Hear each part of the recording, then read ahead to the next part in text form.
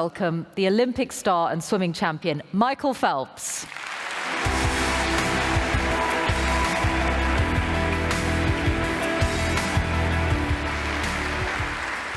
Good morning. Your Excellencies, honored guests, ladies and gentlemen.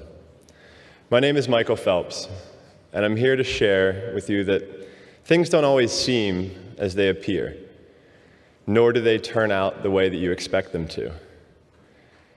I didn't know it at the time, but 4 years ago, things were happening in my life that indirectly led me to standing on a stage in Qutar in front of some of the world's leading healthcare experts. At that time, I was a world champion swimmer with 18 gold medals to my name. I've been competing for 18 years, and I don't think I'd be boasting too much if I said that I became pretty good at the sport that I devoted a huge amount of my life to. I'd enjoyed great professional success up until the point, but in 2014, none of that mattered. I was so down on myself that I spent 5 days alone in my room, and quite frankly, I didn't want to be alive. I saw myself as worthless and as someone who had let down so many people that I cared most about. But having reached rock bottom, I decided to ask for help. And it was one of the best decisions of my life.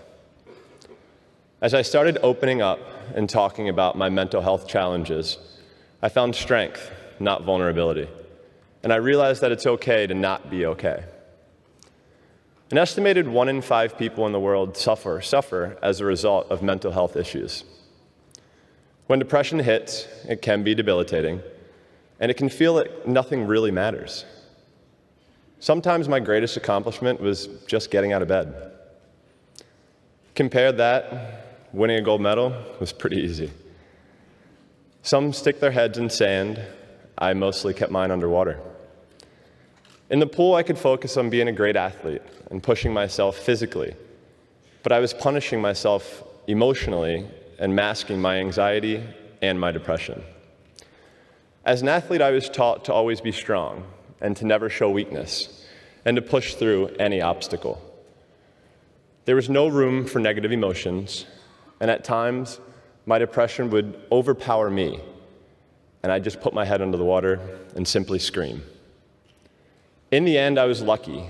I realized that it was okay to sit down with a therapist and talk. It wasn't easy for me, but it was necessary. The decision I made to seek professional help saved my life. That's why it's an honor to stand up here in front of you today. It's an honor to have the chance to thank the healthcare community.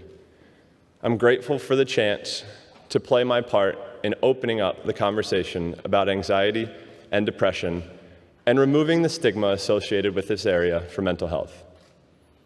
For me, self-awareness and vulnerability is empowerment. I know how difficult it can be for people to discuss and confront mental health challenges. I understand how it can seem like an insurmountable barrier to getting help and the support that is needed. But in sharing my journey, I would like others to know that you're not alone and you do not need to suffer in silence. It's okay to not be okay. Thanks to seeking professional help, I have a better understanding of myself.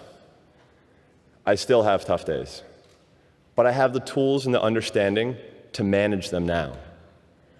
I stand here today no less the champion, no less the athlete, no less the person who dared to dream big and work hard. While the medals I've won are very special, they pale in comparison to the efforts that myself and all of you are doing to help save lives by empowering people to seek the help and support they need in addressing mental health.